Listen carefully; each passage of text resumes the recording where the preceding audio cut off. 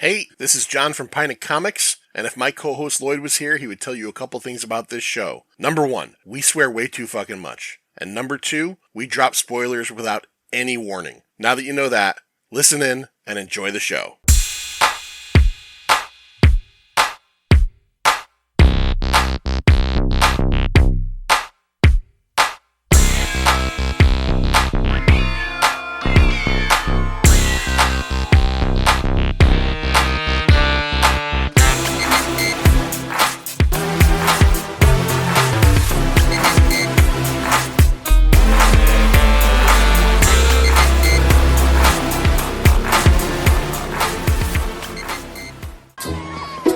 Sweetie pie, you were on the team last time we beat you. The guy I'm staying with is the coach. Oh, you mean that big dork who buys everyone ice cream? He is not a dork! Watch the pitcher, not the catcher, buddy. Come on! Welcome back to another episode of Pint Comics. My name is John. And I'm Gary. And we are here to talk about a movie, Gary. This is one of the last episodes of the Pint Movie Invitational. I'm going to be sad to see it going. 2022, we've talked about it before. We're not going to let the guests pick the movies anymore. Fuck you, I'm choosing the movies now. We've been talking about the movies guest pick for about 3 years. You, even though you're part of the Six Pack and you run the sister show or the brother show to Pint Comics, Gary, say it for me. The Chaplain's Assistant's Motor Pod. Thank you very much. You got to choose a movie a couple years ago. What did you choose? I chose Mad Max. That's right. We talked about Mad Max with Fief. Remember Fifi and Labatouche, you're a real human being. What was the fucking one of my favorite names in that movie? I love that movie. And Bubba Zanetti. Bubba Zanetti. Yeah, Bubba Zanetti. That's a great fucking movie. We will teach him, Bubby. John, are you a fan of Mad Max? Oh yeah, Bubba, he has the best line, I think, in the movie. When the little kid sees the car smashed, he goes, what happened to this car, mister? What do you think happened to it? Looks like someone chewed it up and spat it out.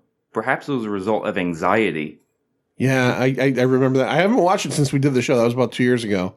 I got to watch it again. Yeah, we got to watch all three again. Well, all four, right? Or are you discounting Thunderdome? Discounting Thunderdome. Okay, fair. About every 3 years I watch Thunderdome. It's got to be better than I remember. And the first half is always as good as I remember. I do like the first half, and the second half is bad. It does start off good, yeah, you're right. Then it just kind of... Total garbage. I didn't introduce our guest. I just brought him right in. It's John from Shocking Things Podcast. John, what's going on? No, nothing. I'm glad to be here. Thank you. I'm glad you're here. Yes. All right. So let's talk. I am too. I'm not glad you're here, Gary. This episode will come out after. So yeah, you heard our action figure episode where Gary picked the shittiest G.I. Joe character ever at number 3. Who was that again? Hit and Run. Garbage. And then you told me something after the show that you should have added in. His code name is because his parents were the victims of a deadly hit and run. That's so fucking awful.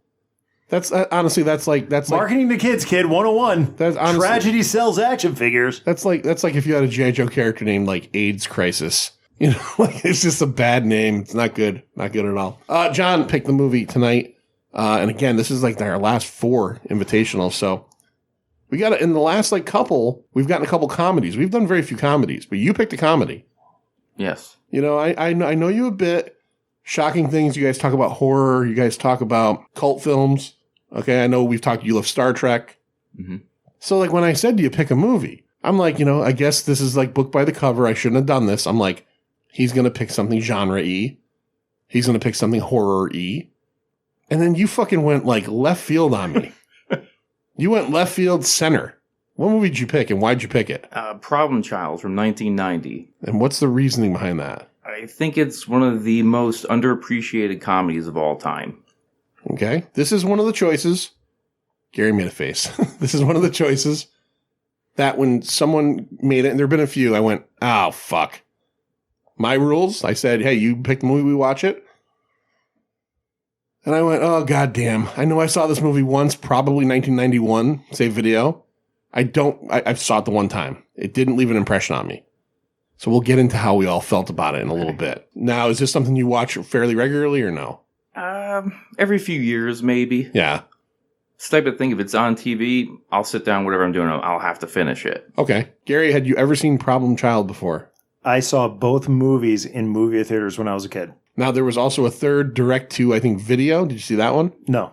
And there was a cartoon. I remember the cartoon. I don't remember watching it, but I remember of it. John, trivia, do you know who the only cast member who was in all 4 things was? Gilbert Gottfried. Of course, because he needed some money. So Gilbert Gottfried was in the first 2 movies. He was in, which had most of the original cast. He was in the 3rd movie, which was nobody else, and then he also did the voice for the cartoon. All right, let's get into this. You ready, Gary? I'm ready. All right, let's go. Problem Child, July 27th, 1990. Directed by Dennis Dugan. You might know Dennis Dugan. First of all, as an actor, he was in The Howling. Okay? As a director, he's made every fucking Adam Sandler movie ever. Not true, it's not everyone, but Happy Gilmore, Grown Ups 1 and 2, plenty of them. Writers, Scott Alexander and, Jesus Christ, Larry... Christ, I can't read my writing. Karaszewski? I don't know. Oh, you know what? I must have gotten... It says Larry Kara. I must have gotten interrupted and didn't finish. Okay, it was. Scott Alexander and Larry Karaszewski. These guys are a writing team. And if you initially have bad thoughts about Problem Child, you hear us say Problem Child and you're like, oh, this is a stupid fucking movie. These guys have written some big things. Yes. Ed Wood, which is my favorite Tim Burton movie. The People vs. Larry Flint, which I only saw once, but it's a solid film. And Dolomite Is My Name, which was very recent on Netflix. I never saw it, but people love that movie. Have you ever seen that or no? So the original, that was it. This is a remake, correct? I think it's like a biopic. Okay. Yeah, about Rudy Ray Moore. Oh, okay. Yeah. Then I'll watch it. And I thought it was like a reimagining or something. No, it's like, I think Eddie Murphy plays the actor. Let's see, get into the cast here. Ben Healy is played by John Ritter. You guys, do you agree John Ritter, national treasure? Oh, he's Absolutely. great. Yeah. Okay, I want to make sure we're on the same wavelength. One of the greatest American physical comedians of all time. Who he inspired Corey Haim, he said, by watching him as Jack Tripper. That actually inspired him to be an actor. Really? Yes. You guys fans of Three's Company? Oh, yeah. I love it. Care? Watched it in reruns. Yeah. Nick at Night. Tell you a quick story about Three's Company that makes me laugh. A few years ago when we cut the cable, and this is before everybody had a streaming channel. So all we really had was Netflix. Okay. We went out and I wanted to watch football games, and you can't watch football without something. So I got one of those antennas. And if you get an antenna, there's channels that are ingrained in those antennas. One of them's called it's antenna TV. And one of them is like a 24-hour sitcom channel. And on Saturday nights, they would have these 3-hour blocks from 7 to 10. Okay. Of alternating episodes of Three's a Crowd and The Ropers. Oh, okay. So Antenna TV does not have the money to get Three's Company. So they get the 2 extremely short-lived spin-offs, which I think maybe lasted a season each. So they would show them in 3-hour or 4-hour blocks. And if you watched enough Saturday nights in a row, so if you watch all the episodes and then within 3 weeks, you were back to the first episode. Because they only had 12 episodes of each of those shows. If you've never seen either, The Ropers followed The Ropers after they left and Furley came in. And Three's a Crowd was when Chrissy and at that point, Terry left and Jack fell in love and he owned a restaurant and he had an antagonistic relationship with his fiance's father. They're both not good. So Antenna TV, fuck yourself for not having Three's Company. Let's see here. Amy Yazbek plays Flo Healy, Robin Hood Men in Tights, and The Mask. She married John Ritter in real life and was married to him until his untimely demise in 2003. Aortic heart dissection. His heart was tearing apart. Nobody knew. And she actually sued his doctor because it was something that was preventable. So, very sad. She was also on the television show Wings towards the end. Michael Richards. We know Michael Richards from Seinfeld and from yelling out the N-word for absolutely no fucking... And then we never heard of him ever again. Yeah, he disappeared. Yeah. He was on Seinfeld as Kramer, lovable neighbor Kramer. And then as a stand-up comedian, he went in fucking sane and went on a racist tirade. He plays Martin Beck, a.k.a. the Bowtie Killer. Yeah, we know him. You know him from what, Gary? UHF. Gary's a big UHF fan. One of my favorite lines of all time is, "You get to drink from the fire hose." Jack Warden plays Big Ben Healy. I put down the Great Muppet Caper, Heaven Can Wait. Jack Warden was in every movie ever in 1970 to 79 and then through the 80s as well. Yeah. You all know him. Let's see. Gilbert Gottfried, we mentioned him a second ago. The voice of the parrot, Iago in Aladdin. And I put this down because it's just a funny credit. He's in House Party 3. I don't know where. I've never seen it. I can't picture him being in House Party 3. He plays Igor Peabody.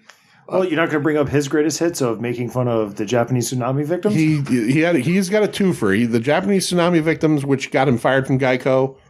Affleck. And 3 weeks after 9/11, he made a 9/11 joke at a show he did, and apparently the audience...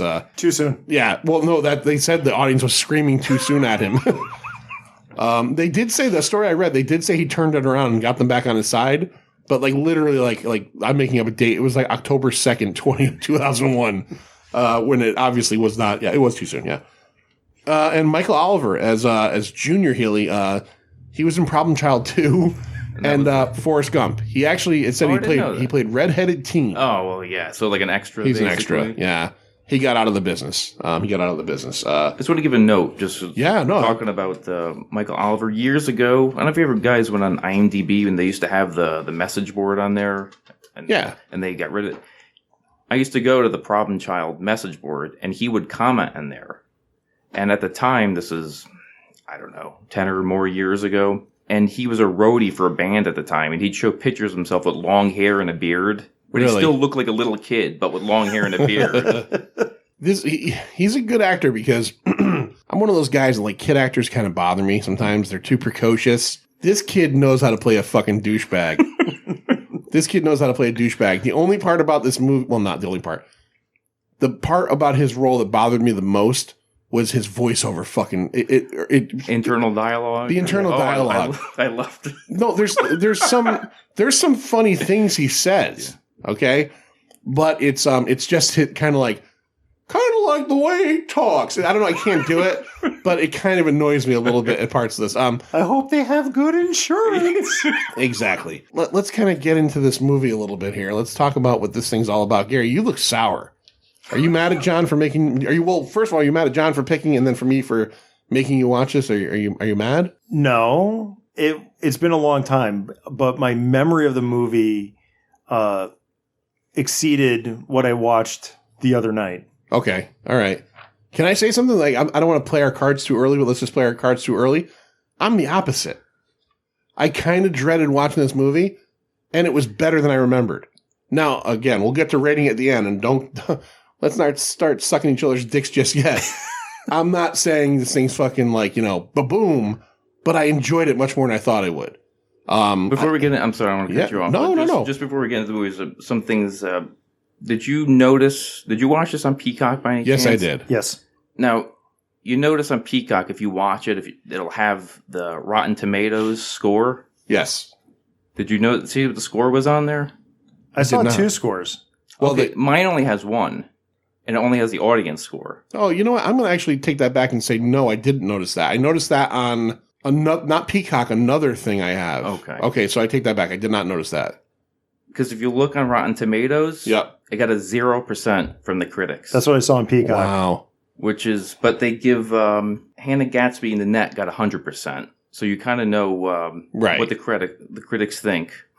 Oh, well, critics are bullshit. Yeah, absolutely. I agree with that.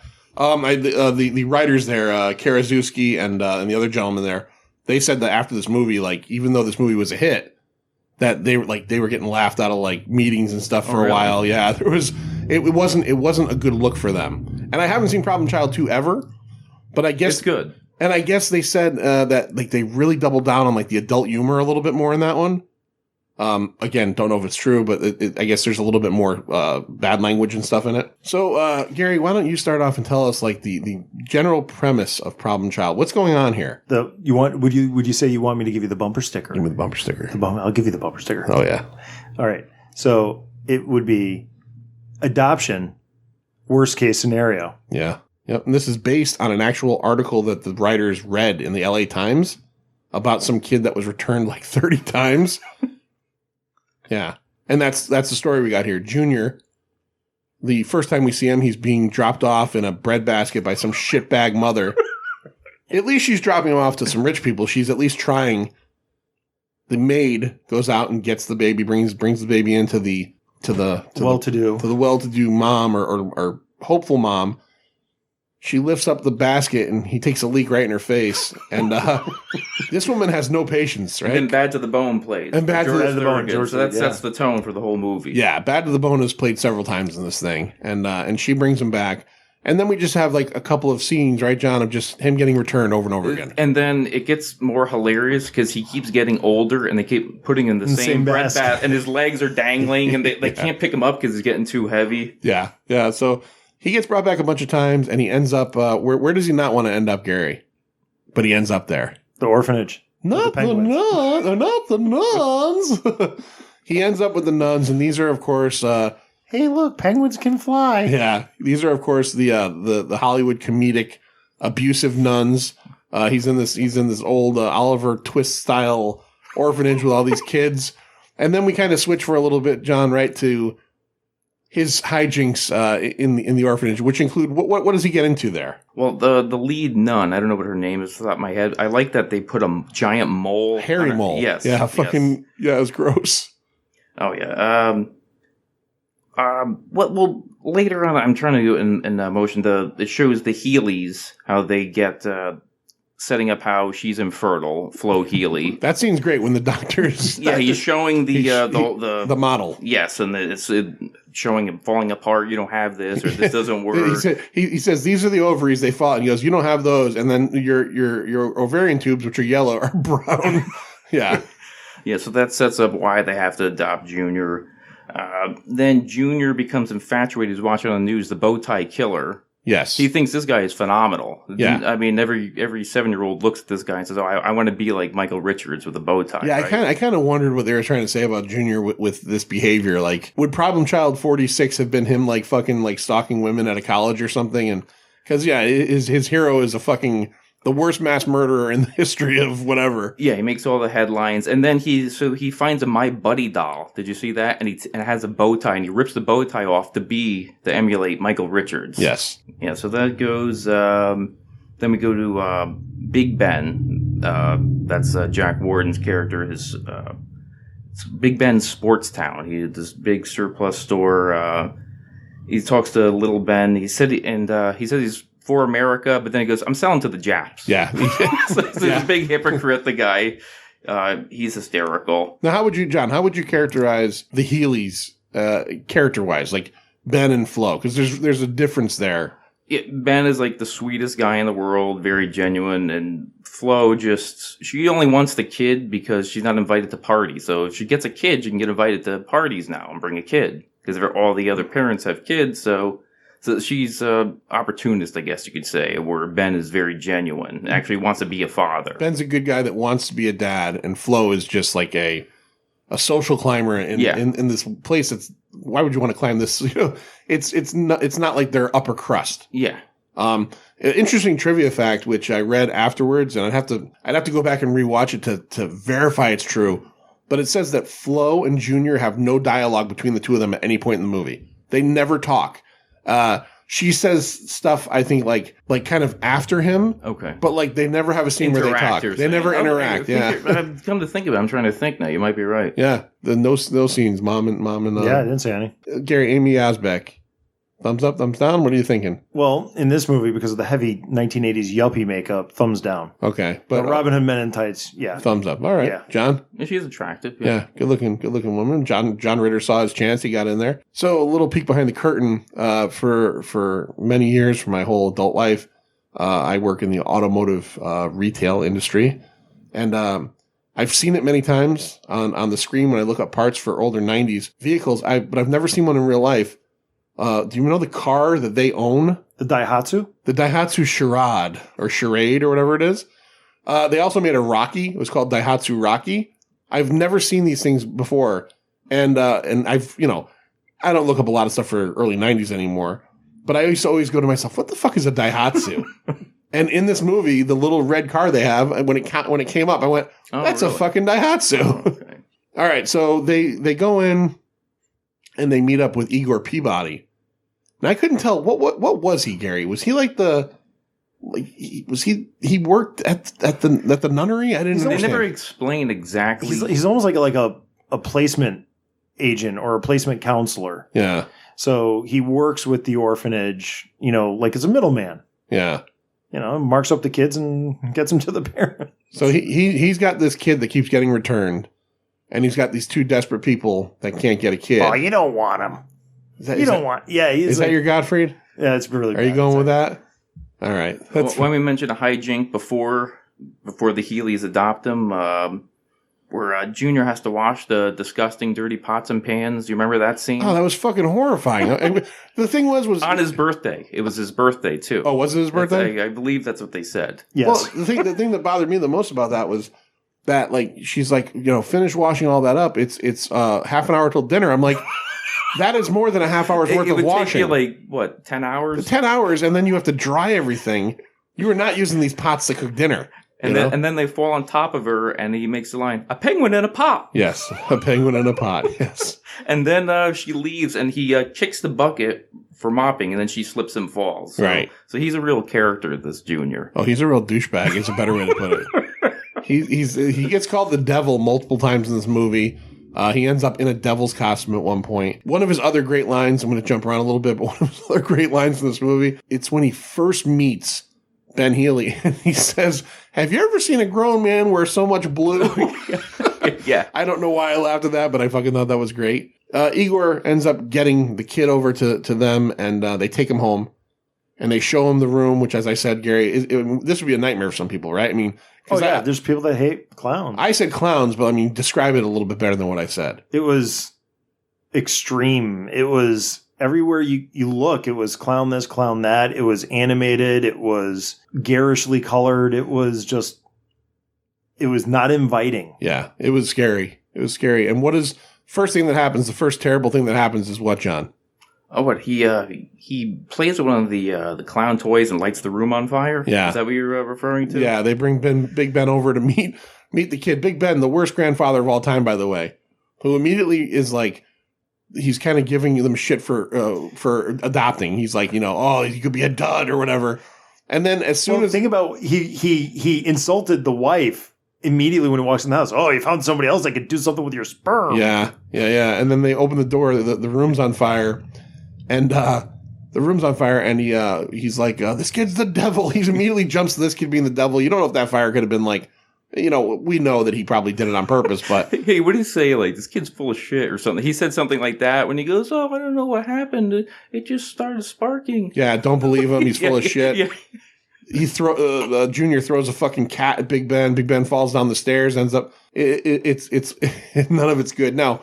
When Mr. Peabody, the reason why he was happy to get rid of him, the interaction between Junior and him was my favorite part of the movie. Some of the lines, he's trying to defend Junior a little bit to the nuns, and Gary's laughing. He goes, talk about getting removed. He goes, "Removed? What do you mean removed?" And he just starts laughing. He goes, "What are you laughing at? You stupid dick." Yeah.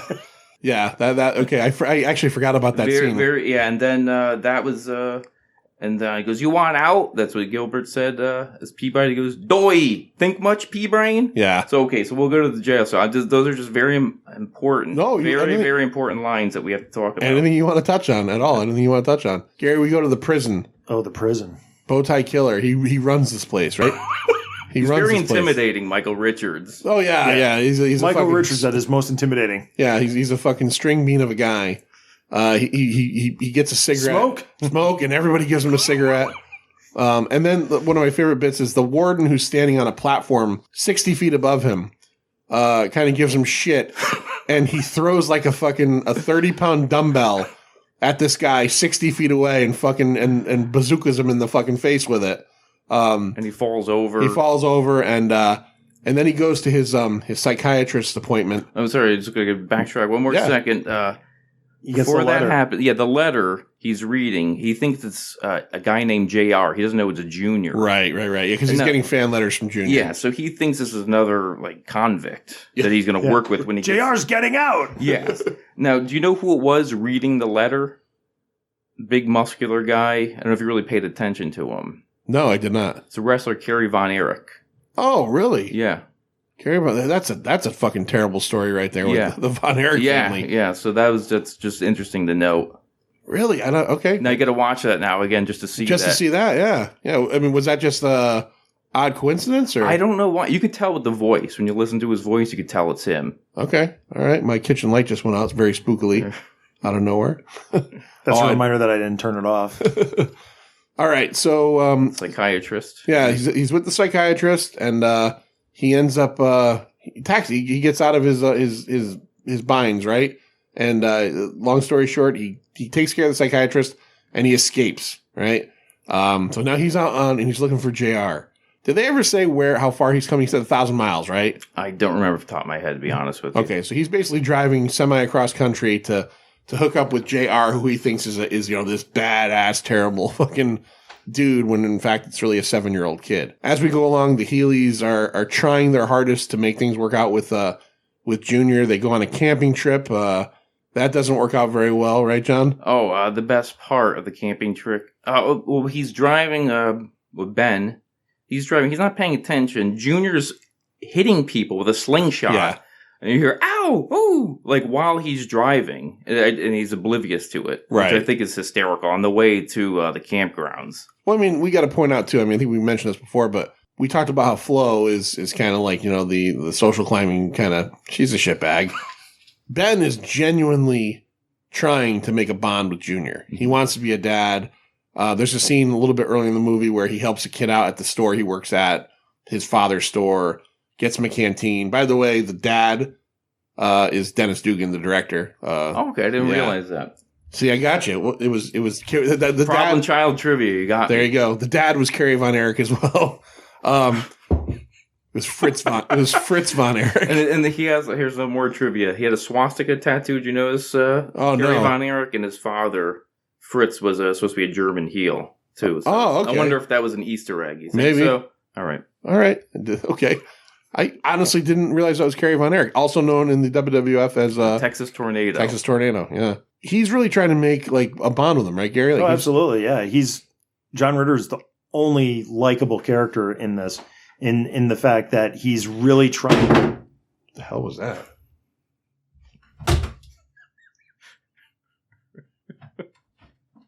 Oh, it's your phone, dickhead. I'm like, what the hell? That was the ghost. Well, I realized what it was in the other room was my wife has that little planter thing and it shut off. All right, let's do that again. Okay. Take it from the top. Take it from the top. All right. Gonna get back in the game here. So Why Gary, you always have to bring me a downer after a upbeat song. Yeah, really. Casey Kasem. All right, so Gary, Ben is really trying to make like headway with this kid. He wants to have a son, right? Yeah, he's really trying hard to be the best dad possible. He's really trying to bond. He's really trying to find a way to connect to Junior as a real human being, as a dad. He's really trying his best to create something that is, because it's adoption. So it's something that he wants so badly, and he's going to do whatever he can to make it work. Right. And so he's going to overlook, like when he's doing the slingshot to all the animals and people passing by, as they're driving by, he's oblivious only because he's putting like, this isn't happening. Right. He wants to believe. Yeah. He wants to believe. This is a good kid. He's just having fun. Right. And to jump ahead a little bit and get back to where we are, we see as through the course of the movie how much like in regular life, one person can only take so much. And he does. He, like you said, he dismisses Junior's attitude and these weird things that happen. But as soon as he doesn't, he fucking breaks like a fucking, like just an old fucking toy. We'll get to that. But they go camping. And we get a big bear battle. What happens there, John? Oh, wait, and Roy, which was Dennis Dugan, you were saying, his friend? Yes. He reserved them a great spot, which is right near the porta potties at the campground. Yes, they were right next to the shitters. You're right. Which was a really good spot. And so Roy shows him this bear mask. He says, we're going to scare the kids later. And come to find out, a real bear comes out, and Ben thinks he's fighting with with Roy dressed up as a bear. It's a real bear, and he's going crazy. The kids are terrified, and they're hiding in the car. Yes, and then Roy comes out. Do you notice he's doing Hulk Hogan poses as as the bear. He's like so ridiculous how animated he is. I did notice he was obviously being a little bit more animated than a real bear would. Oh yeah, it was so ridiculous. So he ends up surviving that. But after the real bear goes away, then the fake bear comes out, and then he's battling the fake bear with the frying pan. Oh yes, the Hitting frying him right pan. in the That's head. right. The frying pan was very vicious, and I like the way Junior put out the campfire. He pisses on it. Yeah, when they're telling ignore this. Yeah. He pisses on it in front of all those other kids too. Like he does not care. He he dropped trousers, right? Just Yes. like spoilers. Yes, I got that reference. Flo didn't go camping with them because she wanted to get a new dress to go to the party, right? It's more important. Yes, the little girl was at Lucy's birthday party. Let's discuss Lucy because look, I'm a 46-year-old guy. I wanted to punch this kid in the face. She's fucking not hard. Very nice. Didn't like Junior because he's adopted. That was the reason. Junior's a shitbag, but I kind of like, he's essentially the protagonist of the movie. So like I feel like I have to kind of like wait for the end where he is sympathetic because you're like, okay, you don't even know Junior, right. You're judging him. Right. But Lucy, man, everything about her. She doesn't want him to come to the party because he's adopted. She is very, Mommy, I don't want him to come to the party. And then when we get to the party scene, that little montage of her like screaming and shaking and crying. It's my party. I'll cry if I want to. And playing in the background. My party is playing. I wanted to grab her by the ankles and Slip her into her. the pool. I wanted to 360 and throw her into the woods. Yeah, but she had Junior put a sprinkler in her bedroom. Did you see that? That part, so like he does a lot. He's dressed like a devil, and we'll jump to that part. Okay. He's dressed like a devil, and he's really popping the balloons with his. He's popping the balloons, and you see him throwing all of her gifts. By the way, what 7-year-old or whatever she is gets that many fucking gifts? But it's a big party. It's a huge party. It's an upper echelon neighborhood. Yeah, all the like parents were dressed in like suits and everything. I'm like, fuck this party, but. You see him throwing all the gifts into something, which we find out is the pool. And that's all terrible stuff. But like being a homeowner, man, the idea of someone putting a sprinkler. Oh, that's exactly what I'm thinking in real life. I'm like, oh, this is terrible. What a nightmare that would be. So he takes the sprinkler and puts it right on her bed in her room. And, they only show a little bit of it, but obviously we know that's going to fucking destroy everything. Yeah, that scene was horror for the adults. Yeah. Yeah, you're right. And then for the child, the piñata scene was horrifying. Oh. Gary, Gary, what does he do to the piñata that they're about to have the old game of? Well, he recuts open the piñata and empties out the candy. Then he pours every liquid imaginable from pickles, pickle juice. Yeah, every it looked like peppers. It looked like peppers. It looked like pepperoncini, maybe. Think about the things a kid want to find in a fucking piñata, and it's not pepperoncini. I'll tell you that right now. I like pepperoncini. And if I hit a piñata and that came out of it, I'd go, no. And the expression on the kid's face when he whacked it and it was all over him, he's like, Yeah, he's got fucking pickle juice in his eyes. And again, as we mentioned, he's dressed like the devil this whole time. So this kid's just causing nothing but problems. Now, is this the point where is this where Ben breaks, or who breaks at this point, John? He's not broken yet. This is when he takes back the allowance? The allowance. Yeah. But he does give him a petrified prune, though. He does. He tells him that his grandfather who died, right, gave him a petrified prune. Yeah, that was in the middle of the party, trying to connect, be like, okay, yeah, I know this is, you're having a difficult time, but here, let's try to make a positive memory from this. Right. And he says that this is a bond between us, and I've held it in my pocket for 30 years, and, now it's between us. You get some nice moments. Again, a movie like this that's, a ridiculous premise, and I don't know what the word is, like an in-your-face comedy, can be really saved by a performance like John Ritter's. Mm-hmm. Because he grounds it. I mean, I don't think you could watch this movie and go, oh, I fucking don't like John Ritter in this. Unless you have a real boner against John Ritter. Yeah. Because, Gary, you had said it a little bit earlier, and I had to cut it out because you fucking started knocking shit over, and you ruined the moment, but I'll bring it up again.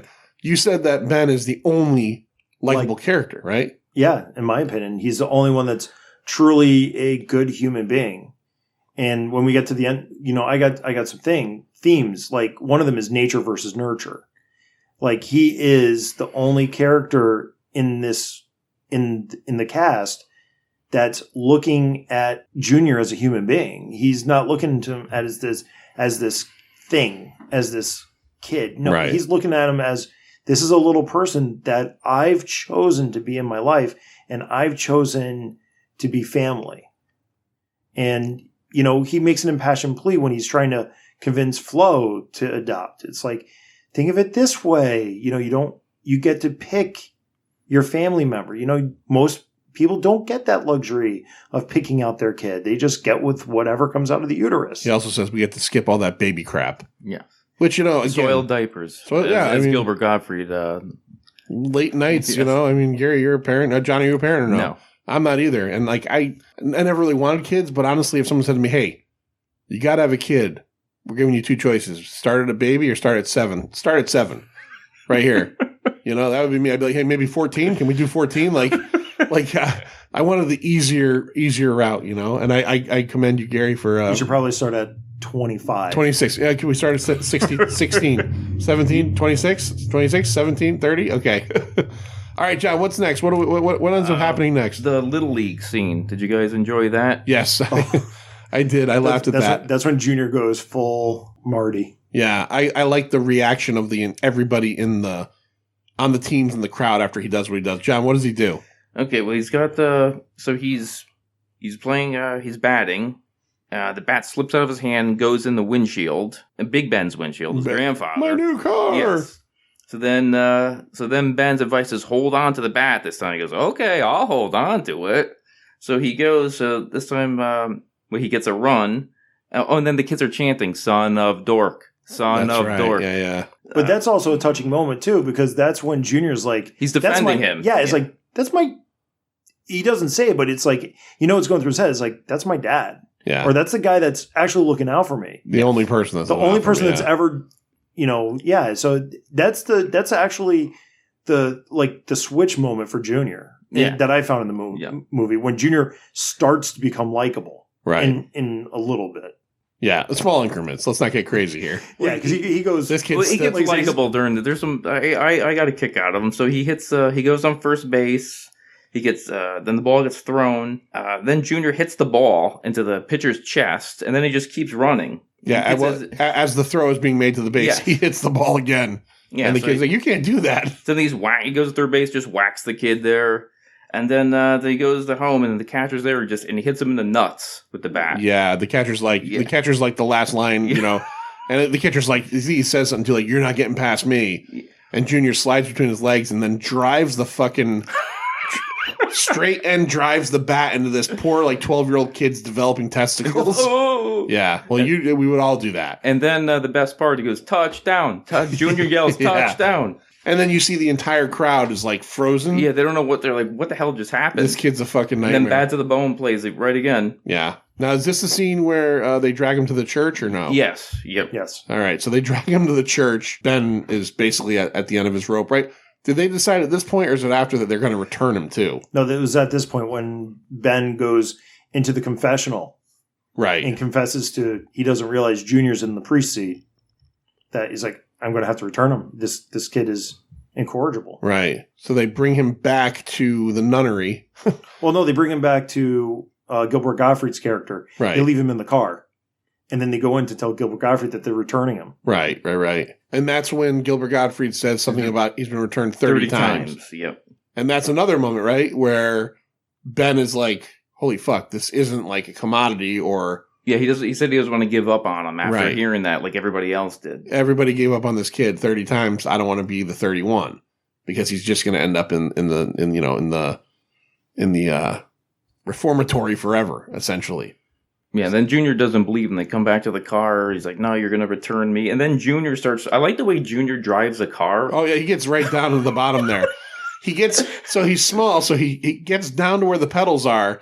He uses the pedal. He turns it over because fucking Ben, as Flo yells at him, you left the keys in the car. And then Junior turns the vehicle over, sits on the ground, uses the pedals, but also steers with the steering wheel above his head. So he's only missing one thing, right, Gary? And what's that? Looking where he's driving? Sight. Yeah. He has no sight. And we get the biggest action moment probably of the whole movie, right? We get John Ritter on top of the Daihatsu. Oh, yes. Oh, yeah. Yeah. It was definitely a stunt double. Oh, yeah. And this scene actually made me laugh. Actually, it was a little harrowing because, when Junior pulls out, he can't see. He pulls into traffic the wrong way. Mm-hmm. And like, of course, this is a movie, so no one's going to die, but you're like, fucking real life, man, this would be a fucking nightmare. Yeah. This would be a tragedy. And Ben is on top of the vehicle trying to stop him, and this kid's just not stopping. And then they slowly approach what, John? Big Ben's store. Big Ben's store, which you just picture like a Dick's or a Sports Authority. Huge sport, yeah. Big retail, big box store. And they're heading right for the fucking front window. But I think the most impressive bit in all this was they go through the window. Ben lives, don't worry. Junior lives. They and then they hit, all the displays and everything. Most impressive thing was that giant display of fucking tennis balls, right, Gary? Oh, yeah, Penn. What do you think? There's like fucking 15,000 in there? All I could think about was, especially as someone who works retail, is some poor fuck Has to clean this, right? has to clean this. Well, somebody had to initially set it up. Yeah. That wasn't done in a day. Well, the setup, though, I mean, let's look. They put the thing up. Boxes of balls came in. They put in these balls. Let's be honest. These balls are all over the store now, right? Because that thing exploded. So, like, your job for the next day or two is just walk around the whole fucking store and find every fucking tennis ball in this place. That's a lot. This is the moment. This is the moment, though, right, where the break happens. Oh, where he snaps. Yeah. And he was reading a book earlier. I don't know if you caught this. Ben was reading like How to Be a Great Dad. Yes. And now he has a new book he's reading, The Exorcist. Yes. He's like in like, I don't know what you call it, like Progression. Vegetative state. Like the way he's acting is just like he's like shaking, but he's out of it. There's a little trivia factoid again for you here. Is I don't know about The Exorcist, but there's a couple scenes in the movie early where he's reading a couple of different like How to Be a Better Dad books. On the back jacket of each one, the author is John Ritter in a different disguise. Oh, okay. Yeah. I did not notice that. I read it afterwards. Right. And I guess in the second Problem Child, They did the joke again. they did the joke again where I guess a woman he's dating has a bunch of ex-husbands, and the ex-husband photographs in the house are all John Ritter in disguise. Uh-huh. So Good, very good trivia. Oh, and I just want to say, we're talking about all the damage to Big Ben's store. Yes. Big Ben tells Little Ben, you're paying for all this. Oh, He's right. taking all his money off his bank account to pay. He clears out his bank account. Yes. Big Ben's a real shitbag. Yeah. If I remember right, they just go home and that's when Marty shows up.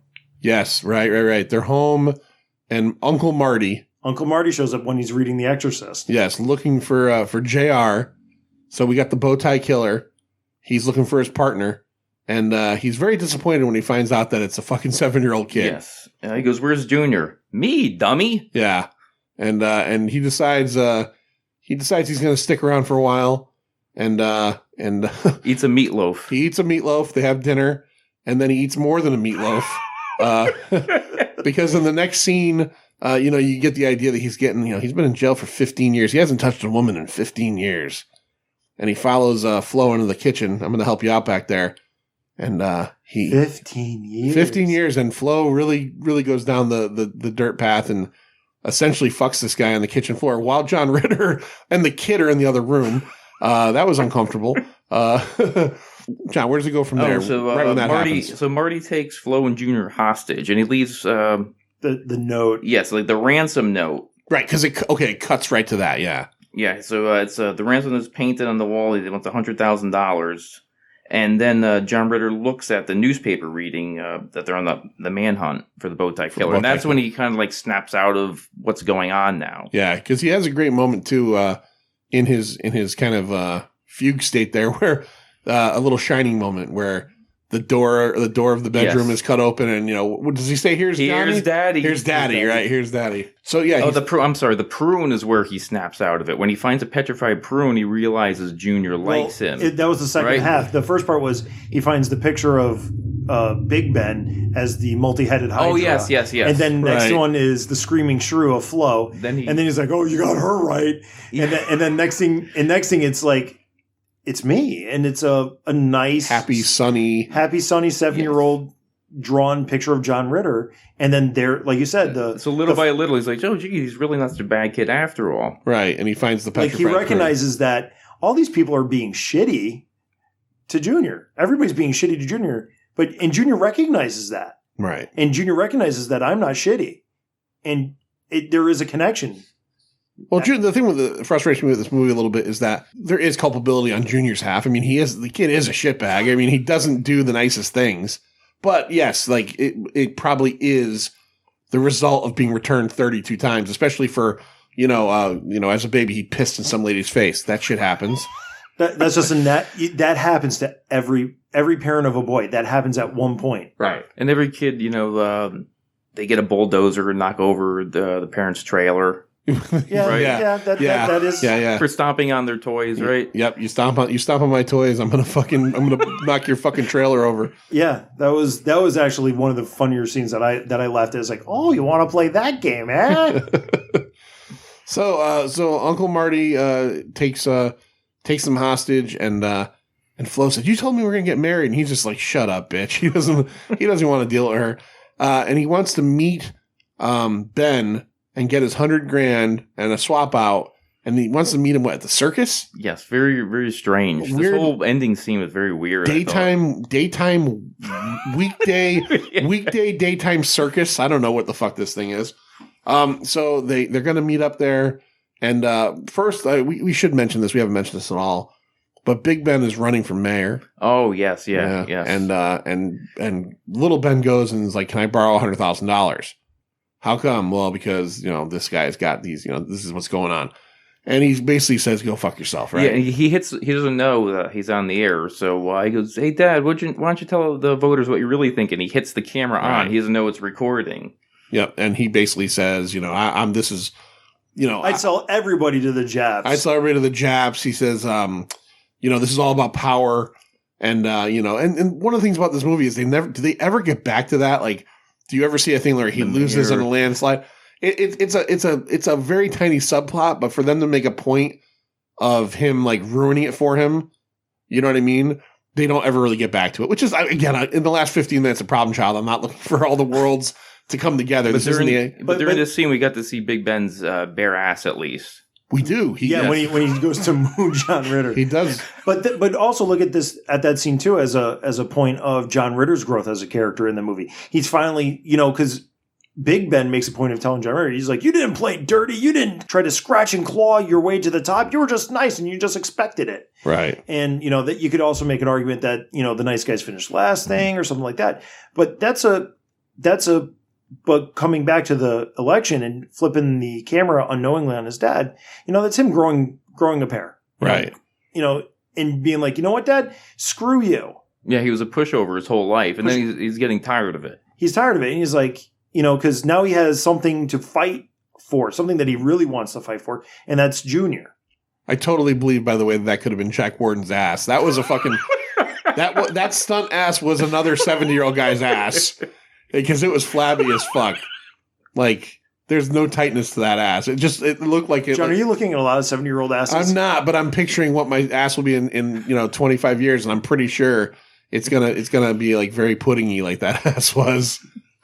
So they go to the weird daytime circus, and they're gonna have the big transaction. And John, what happens from this point? Ben takes Roy's truck from him too to get to get to the circus, and then Roy can't believe that he grew a pair, and then he goes, and then he rips off his super dad hat, right? Is that what because early in the film he gave Roy has the super dad hat, and he gives Ben a hat that says dad.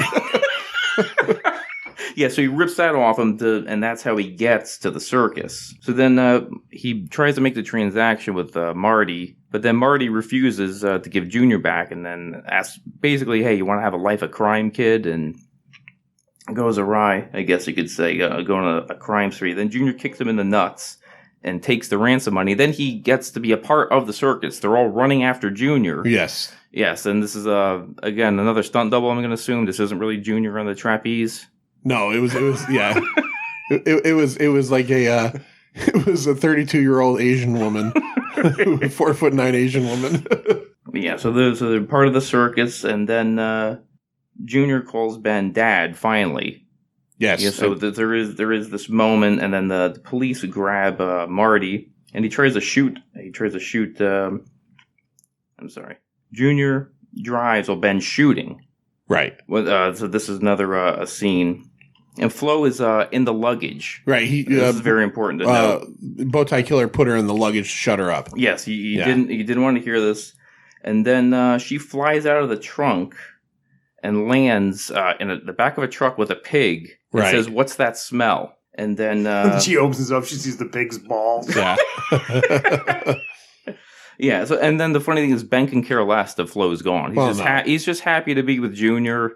Honestly, she was a pain in the ass from the beginning, and then she fucked a serial killer on your kitchen floor. Yes. That's a hard deal breaker for most marriages. That's a real see you next Tuesday move. Yeah, that's not, And then so the police grab Marty, and then Marty goes to shoot John Ritter. Junior thinks he's dead. But what saved him, Gary? The prune. The prune, the mummified prune that was the bond between the two of them, saves his life. And we get kind of the happy ending there between the two. They decide that they're going to be, father and son.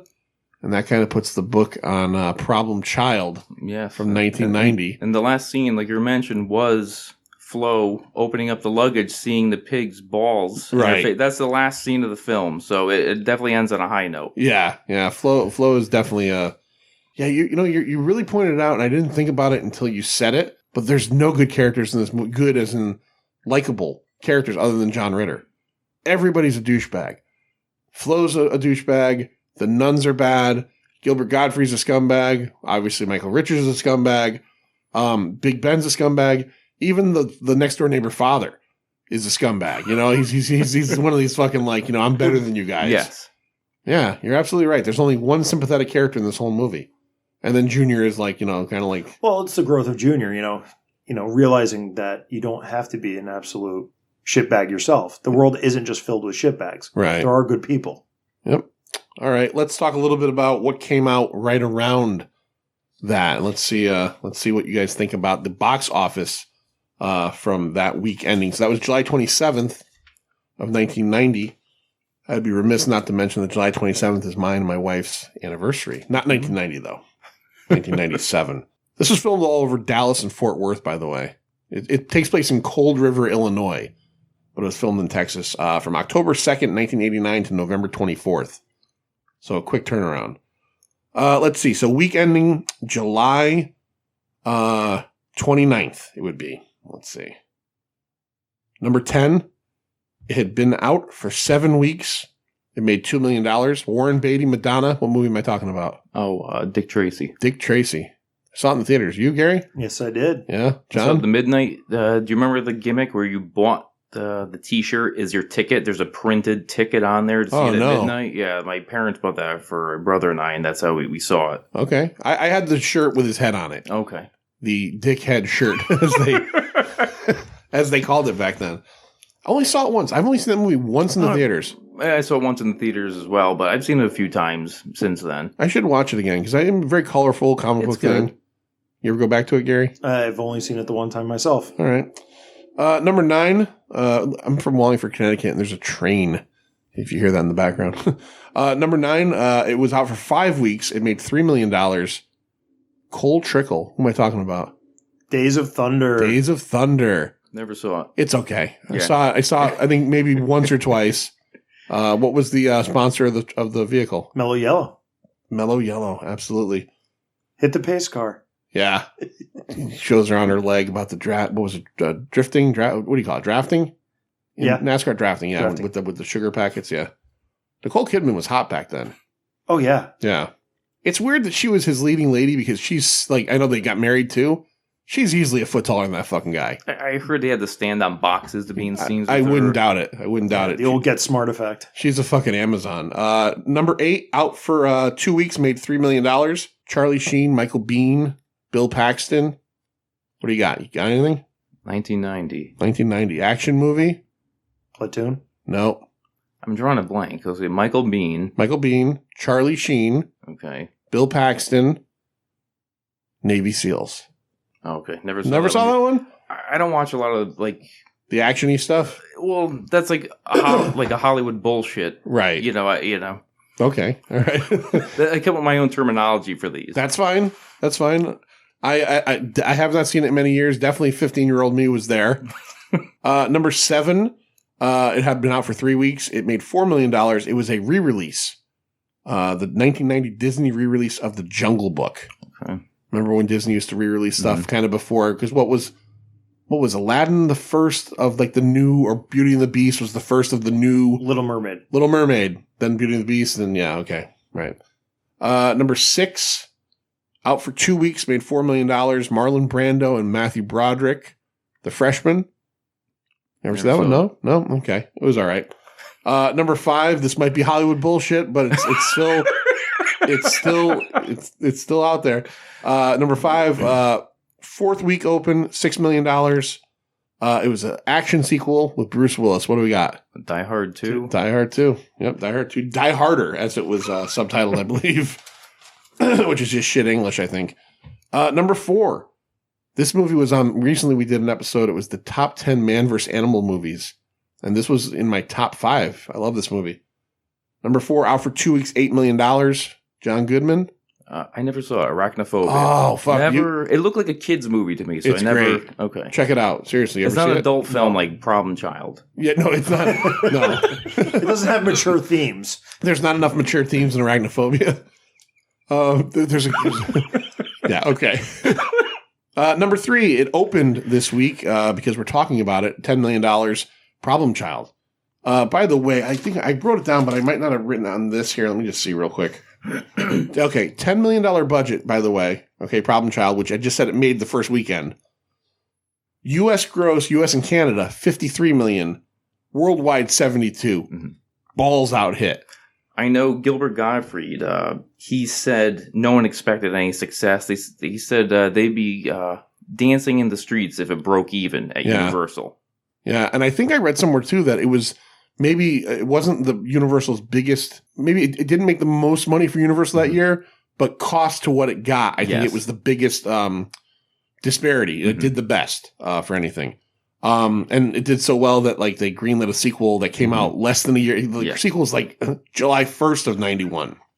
So they went right into production on that thing. Yeah, you got to get it before he gets older. Yeah. Well, that was what they said. They said that Michael Oliver, obviously, but if they wait, he's going to grow. He's going to grow. So you got to, unless you're going to recast, and kind of hard to recast because that kid was like a really, there's just something about his delivery.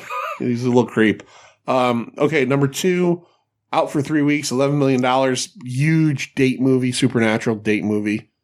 Some clay, some pottery. Oh, Ghost. Ghost, yeah. All right. And number 1, $12 million.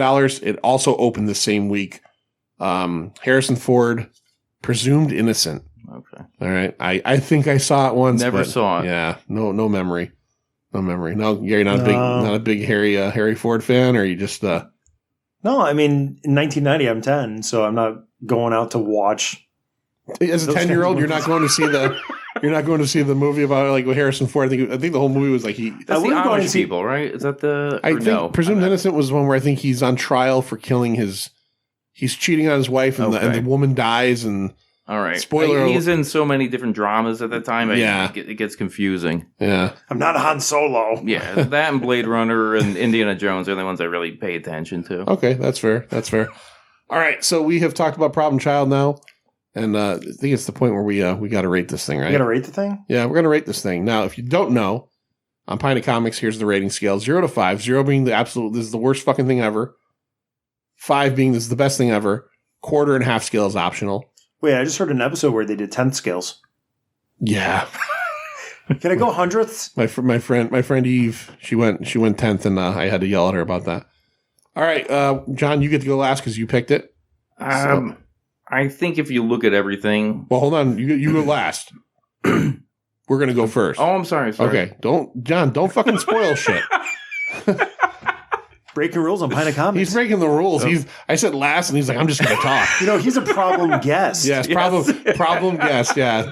No, there's going to be the poster's going to be you and me next to a washer, and then our dryer, John on top of it, and then a fucking cat inside the dryer. Which, by the way, that was the poster, but they had to change it in certain markets because they were worried that kids were going to put cats in dryers.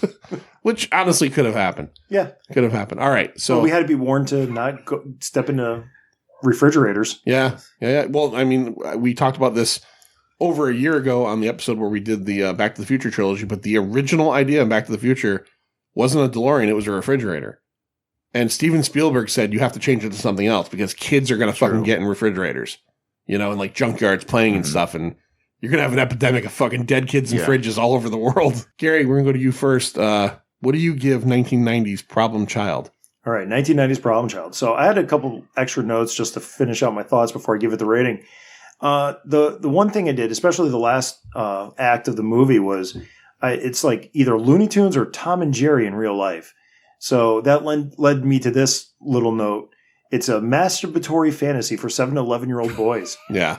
This is, when you're 7 to 11-year-old and you're growing up, you do have thoughts of like, this is what I want to do to these people that are treating me unfairly. And this movie is an outlet for putting those thoughts onto screen. So that's, and it's also because it's 7-11, that age group, that's something that you don't get a lot of now in movie theaters, of something that's aimed at that age group. It's more, PG-13 or something, or it's like super kiddie. You don't get too much for that. Those kids going through the change where they're getting out of, they're learning to deal with these new thoughts and new feelings that they're experiencing from the world around them. Do you think though that this movie is aimed at younger kids or as yes, absolutely. Really? That's one thing I did. There wasn't enough adult things to lure me in. There was enough adult themes, but it was context. It wasn't being delivered through, lines so much.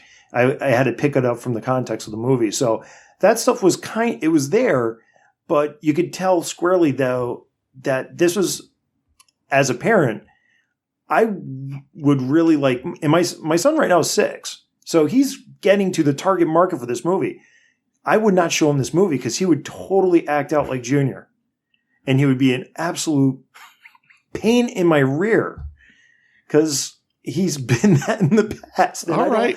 And I can see him acting out like, hey, this kid's, using a slingshot and shooting and I could shoot at passersby. My kid would do that. Well, so I ain't showing him this movie until he's 32. Well, other than how you feel about showing this to your kid, how did you feel about the movie as a whole? Well, that's part of qualifying why I gave this 2 out of 5 stars. Okay. I feel the production value was a little low. It felt like a cable TV movie. But you could tell that it was made on a budget. It's something that I'm happy I watched it, but I don't see myself revisiting this. I don't see myself planning on revisiting this. And if it's on TV, I'd still flip through. For Christmas this year, I'm going to get you I'm going to have Rich Smith do a sketch of a character from this movie and make you put it up in your fucking little G.I. Joe hovel. All right, I'll go next. So when John picked this, I went, fuck. I went, oh, fuck. And you're not the first. There's been other ones. Oh, fuck. We've done a lot of these episodes. I saw it, as a 15-year-old kid. I didn't care about it. So then I came home, threw on Peacock, watched it, and I was pleasantly surprised. Okay, now I'm in the same length as you. I didn't love this thing. I'm going to give you the score right now. I give it a 2.50 out of 5. So it's right down the middle for me. And part of it is a lot of the humor hit me right. Like I didn't expect something, like I said, like the grown man. Have you ever seen a grown man wear this much blue? There were some lines that really made me laugh.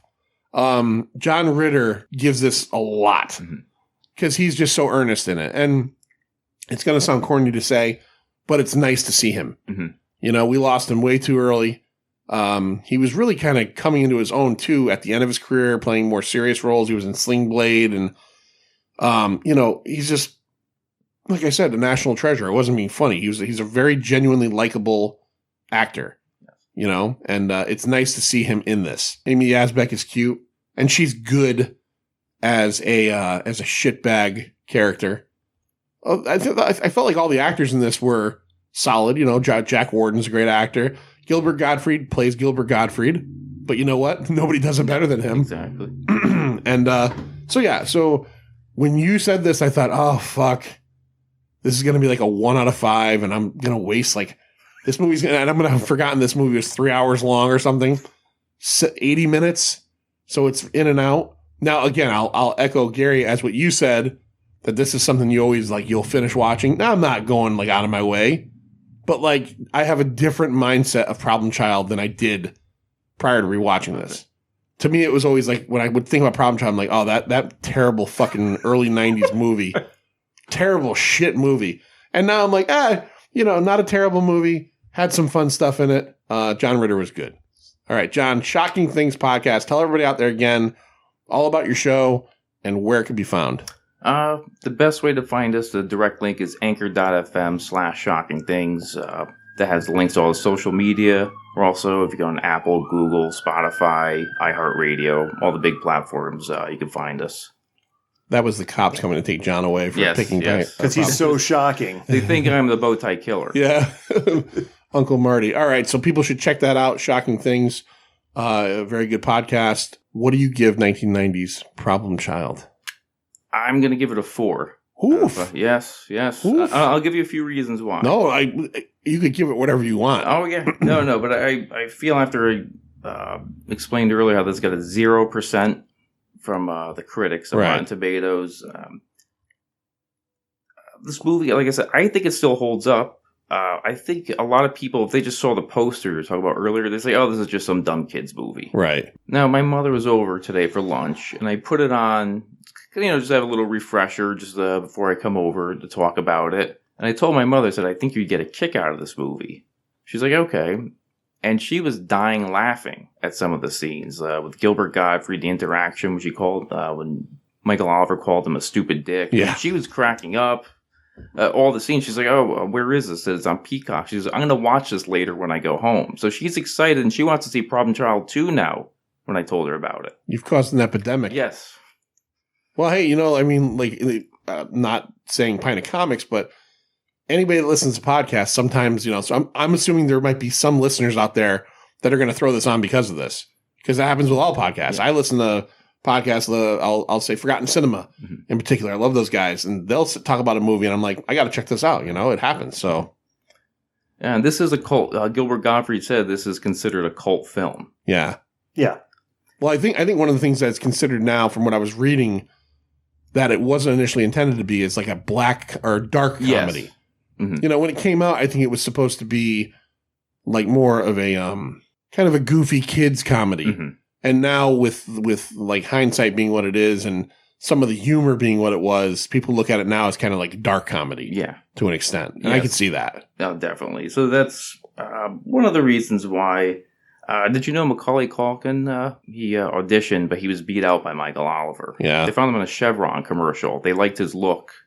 And the casting agent asked him to come in. And that's how he got the role. Culkin had the last laugh, though. Because you know it came out a few months after this? Yes, yeah. A little movie called Home Fucking Alone. Very little. Yeah. It's still out in theaters, and its current box office intake is $8,752 billion. But, so that's why I think it's a fair rating. But it's not for everyone. Okay. But when it came out, I remember seeing the trailer. And my girlfriend at the time, we both thought it looked hilarious. If we saw the poster, we wouldn't even think about it. We saw the trailer, we thought it was hilarious, so we saw it in the theaters, and we both loved it. All right, I did not see this one in the theaters myself. I definitely saw it on VHS. I'm sure I rented this at some point. So, all right, John, thank you so much for being on. Thank you for having me. Thank you for picking Problem Child. Gary, why don't you tell everybody out there about the Chaplain's Assistant Motor podcast? The Chaplain's Assistant Motor Pod, the strange but not as strange little brother podcast of the Pint of Comics family. You can find us on social media, Twitter and Instagram at Chaplain Joe Pod.